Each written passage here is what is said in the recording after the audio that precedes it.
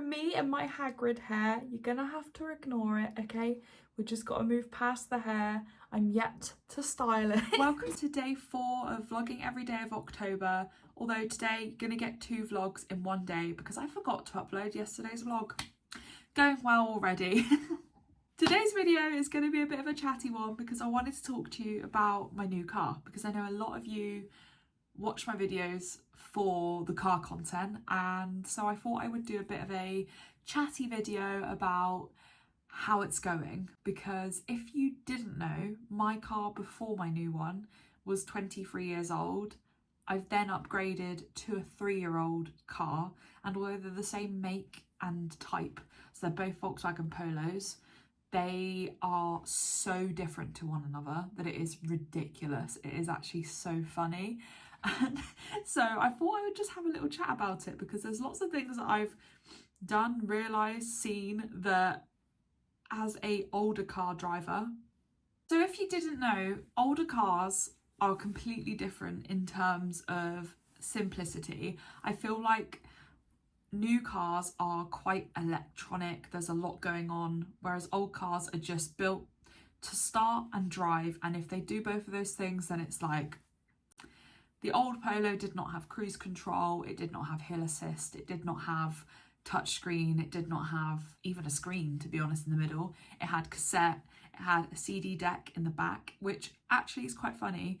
I left the CDs in the car. It's going to be really funny because he's going to discover the fact that there are 6 CDs already loaded in there, and they're just the most random CDs. They're not anything special. They're just like the most rogue CDs. Although my favourite one had, what's that song? It was like, la la, la la la la la. Also gave him my aux because I knew I wouldn't need that in the new one. But yeah, with the old car, there was a lot more simplicity with regards to practically everything with the car. You could find everything so much easier under the bonnet. There wasn't anything really technical with the car. I think if there was a problem, it was really easy to kind of diagnose where the problem was coming from. But with the new one, everything is so like compact within the bonnet that it's actually like so different. And although they're both Volkswagen Polos, you can really see how far along they've come with regards to how they design the car. The car is so different, and I don't know much about cars, but the first time I opened the bonnet of the new one, I was like... So some of the things that I have been getting used to, shall we say, in the new one is hill assist. Tell me why it makes me jump every time it sets in, because for me, having an older car, I got so used to the clutch control and everything that I needed to do to pull off on a hill, and now my car does it for me, and I'm like, I don't need your help. Like, my car's there like, I'm trying to help, and I'm like, I don't need your help. The other thing that is taking some getting used to is the brakes. The brakes are so strong. I was just watching the footage and I was like, damn girl, your hair is crazy. I have naturally curly hair, and in the morning when I wake up, if I've like straightened it the day before, I'll have loads of just random kinks in my hair. So I just thought, just brush it out a sec. So hill assist, brakes, cruise control, I love it. So Polly the Polo did not have cruise control, obviously. I think some older cars definitely do. It's not a new thing. I think cruise control is also really good for if you're trying to stay at the speed limit, because with the new car, it is actually really difficult. The car really struggles to go slow. And obviously if I go into first gear, it's like, no! I'll never get how people just drive like with their feet flat on the floor with cruise control on. Maybe on the motorway might be a little bit easier, but even then, like, I'm so aware that I would be so scared that I'm going to cause a crash because my feet are flat on the floor. I also feel like when your feet are moving about and doing things, you are more like awake and with it, whereas if you're just using cruise control continuously, not paying attention to anything, then you're gonna crash. But yeah, with this one, obviously there's more airbags, there's more safety features, but it is weird sometimes. I'll be going around a bend and the travel assist will kick in and like turn the car a little bit for me because it feels like I'm going to like crash into a wall.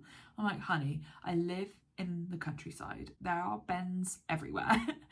So the car is constantly like correcting me. The one thing I wish it had was parking sensors. Now I thought it did have parking sensors, but what it does have is front and back travel assist, which something like that. I thought it had parking sensors, and I think that would have been really good for me because the car is a lot bigger than my first car, and the one thing that I struggle with is parking. I always park on the wonk, and the reason for that, I think, is because the dash is not like centered. It's actually kind of a weird shape. So anyone that sat in the passenger seat can see that I'm on the wonk, but from my point of view, I'm straight. There have been a couple of kind of common questions and statements made about the new car and the old car, so I thought I would now just run through them. A couple of people have been asking why I sold the first one, and the pure reason that I sold it was because I have nowhere to keep it off the road. I have a space for one car for me and one car for my boyfriend. We both have cars, and therefore there is no space for an additional car. None of my family have like property where I could like leave the old car to work on it and have a little bit of a project car. And so for me, the best option was to sell it. A few more people have also been making comments about why I've got a new car when I slated them so much. And I think the thing that you're forgetting there is that my main problem, my main issue and opinion is with financing vehicles. I do not think it's like a wise decision. The amount of interest you pay on top of the car and to not even own the car ever or until the last payment, for me just doesn't make any sense. And so that was my main issue.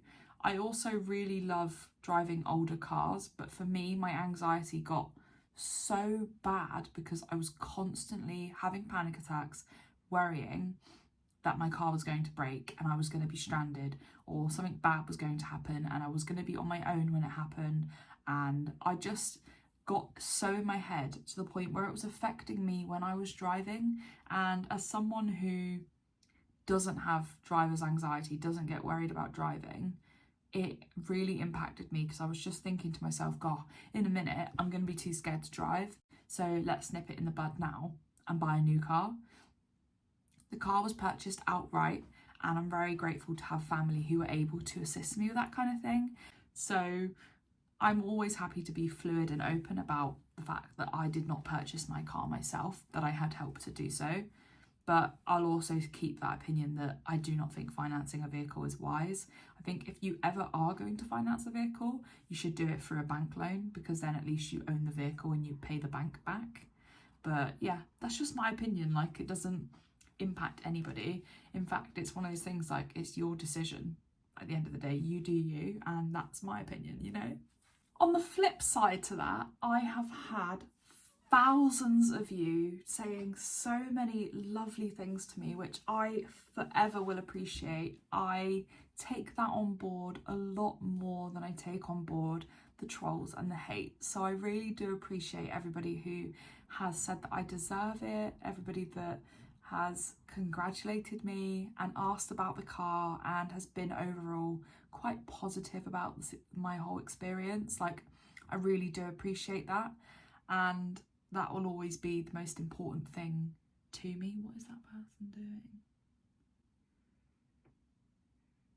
Strange. Anyway, yeah, I'll always be kind of very grateful for that, and I think that it is so important to acknowledge the positivity of having a platform, having social media content out there that people like and comment back to. You know, it's like, it's really lovely to see people appreciating you for what you do, when there are individuals out there who just continue to hate on absolutely anything and make anything and everything they possibly can a negative place to be. So on that note, I'm going to leave this video here. I am very excited to take you guys on a road trip with me and my boyfriend next weekend. It's going to be super fun. If you have any questions about the new car, leave them down below and maybe we could do a video about those. I definitely want to do like a more up-to-date like car tour now that I know more about the car. And if you've enjoyed the video, remember to give it a thumbs up. Bye.